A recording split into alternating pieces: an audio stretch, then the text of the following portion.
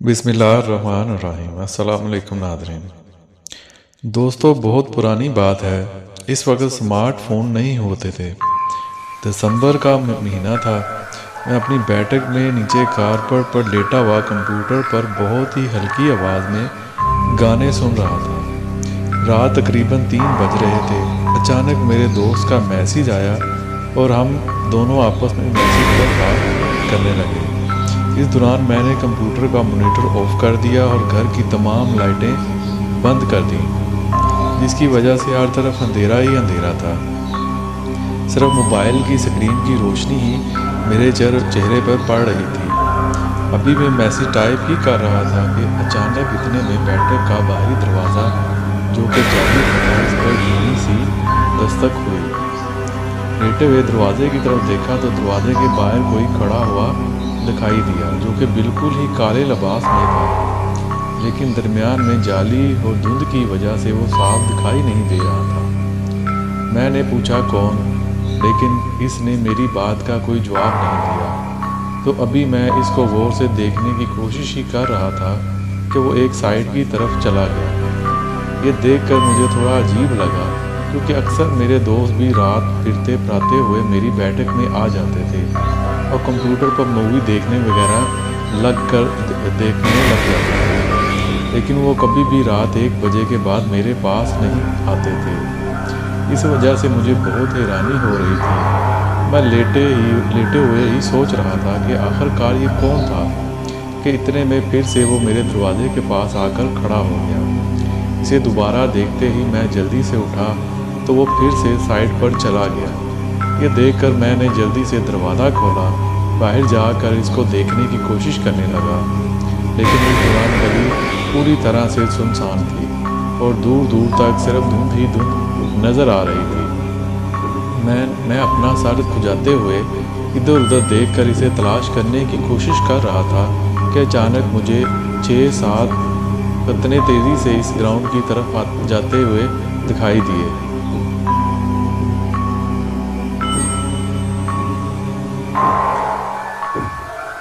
कि अचानक मुझे 6-7 कुत्ते तेज़ी से इस ग्राउंड की तरफ जाते हुए दिखाई दिए, जो कि हमारे घर से दूसरे कोने से शुरू होता था। ये देखते हुए मैं जल्दी से इन कुत्तों की तरफ बढ़ा तो ग्राउंड में जाते ही मैंने देखा कि 3 कुत्ते ग्राउंड के बाहर इसे रुके हुए अजीब सी आवाज़ें निकालते हुए किसी तरफ देख रहे थे, जैसे वो किसी चीज़ से डर रहे, लेकिन वो वहाँ से आगे नहीं बढ़ रहे थे। ये देखकर मैंने इन कुत्तों को बचकाने की कोशिश की, लेकिन वो तीनों ने मेरी तरफ देखा भी नहीं और इसी तरफ ही देखते रहे। ये सब बहुत अजीब था। अभी मैं इन कुत्तों की तरफ देख ही रहा था कि ग्राउंड के अंदर से बाकी कुत्तों की अजीब सी आवाज़ें आने लगी, जैसे कि वो किसी चीज़ से लड़ रहे हों और कोई इन्हें मार रहा हो। इतने में अचानक से किसी की तेज़ी से भागते हुए कदमों की आवाज़ सुनाई दी, जिसे सुनते ही वो तीनों कुत्ते फ़ौरन वहाँ से भौंकते हुए दौड़कर दूसरी गली की तरफ चले गए। अभी मैं इनकी तरफ देख ही रहा था कि मुझे ऐसे लगा जैसे ग्राउंड से कोई भागता हुआ मेरी तरफ आ रहा है। इस वक्त मैंने ग्राउंड की तरफ देखा तो अचानक धुंध में से मुझे कोई बड़ी काली सी रंग की तरफ जैसी चीज़ अपनी तरफ आते हुए दिखाई दी, जिसे देखते ही मेरे रोंगटे खड़े हो गए और मैं फ़ौरन वहाँ से भागकर वापस बैठक में आ गया और दरवाज़ा बंद करके दरवाजे की तरफ देखने लगा। इस दौरान भारी भरकम कदमों से भागने की आवाज़ हमारे घर की तरफ आती हुई सुनाई दी, जैसे कोई बड़ा सा जानवर भागता हुआ हमारे घर की तरफ आ रहा हो। मैं कांपता हुआ जाली के दरवाजे के बाहर देख रहा था कि इतने में वो आवाज़ हमारे घर के दरवाजे की तरफ से होती हुई किसी गली की तरफ चली गई। ये देखकर मैं दंग रह गया, क्योंकि मुझे कोई भागता हुआ नज़र ही नहीं आया था। मैं ये सोच रहा था कि ऐसी कौन सी चीज़ थी जो कि मेरे सामने से गुज़र गई और नज़र भी नहीं आई। ये सोचते हुए मेरे पसीने छूटने लगे और मैं बुरी तरह कांपने लगा। इतने में एक भयानक सी चीख सुनाई दी और अचानक मेरी बैठक का जाली वाला दरवाज़ा खुद ब खुद खुल गया। ये देखते ही मैं फ़ौरन बैठक से निकल कर अपने कमरे की तरफ भागा। इस दौरान मुझे महसूस हो रहा था कि कोई मेरे पीछे आ रहा है। मैं जल्दी से अपने कमरे में पहुंचा और बिस्तर पर लेट कर खुद को कंबल में छुपा लिया। इसी दौरान मैं बुरी तरह डरा हुआ था, क्योंकि मुझे समझ ही नहीं आ रहा था ये सब क्या हो रहा है। इसी वक्त तरह तरह के ख्यालात मेरे दिमाग में आ रहे थे कि इतने में अचानक मुझे कमरे का दरवाज़ा खुलने की आवाज़ सुनाई दी और साथ ही हल्की हल्की घराहट भी सुनाई देने लगी, जिसे सुनते ही मैंने खुद को कंबल में अपने समेत लपेट लिया कि जैसे अगर मैं कंबल से बाहर जाऊंगा तो मारा जाऊंगा। इस दौरान मेरी सांस भी कांपती हुई चल रही थी। मेरा पूरा जिस्म पसीने से भीग चुका था, क्योंकि इस वक्त कोई मेरे बेड के पास आकर अजीब तरीके से सांस ले रहा था। फिर आहिस्ता आहिस्ता से किसी ने मेरे पैरों वाली साइड से कंबल को छेड़ा तो मेरी जान ही निकल गई। मैंने खुद को इसी तरह समेट लिया कि मेरा चेहरा मैंने अपने घुटनों में छुपा लिया। इतने में मेरे सर वाली साइड से किसी ने कंबल को छेड़ने की कोशिश की तो मैंने चीखना चाहा, लेकिन मेरी आवाज़ नहीं निकल रही थी। तो मुझे पक्का यकीन हो गया था कि मैं आज नहीं बचने वाला। ये जो भी चीज़ है ये मुझे नहीं छोड़ेगी। इस दौरान घराहट की आवाज़ बिल्कुल साफ सुनाई दे रही थी। इतने में बेड के नीचे कोई हलचल होने लगी। ऐसे लग रहा था कि कोई चीज़ बेड के नीचे छुपा हुआ है। ये सोचते हुए मैंने मुंह में ही कलमा पढ़ना शुरू कर दिया। इस दौरान कभी कमरे में किसी चीज़ के गिरने की आवाज़ आती तो कभी कोई भागता हुआ कमरे से बाहर जाता और फिर से भागकर मेरे बेड के पास आकर घबराने लगता। ऐसा काफ़ी देर तक चलता रहा, लेकिन मैं कलमा पढ़ता रहा। इतने में अचानक अजान की आवाज़ सुनाई दी। इसी वक्त किसी चीज़ की खौफनाक तरीके से चीखने की आवाज़ आई। इसके साथ ही अचानक मेरे कमरे के दरवाजे के झट से बंद होने की आवाज़ सुनाई दी। मैं काफ़ी देर तक कंबल में ही छुपा रहा। फिर जब अजान ख़त्म हुई तो मैंने हल्का सा कंबल उठा के इसमें से बाहर झांका तो बाहर कोई नज़र नहीं आ रहा था और मेरे कमरे का दरवाज़ा बंद था। ये देखकर मैंने लंबी लंबी सांस ली और फिर से कंबल में मुंह छुपाकर सोने की कोशिश करने लगा।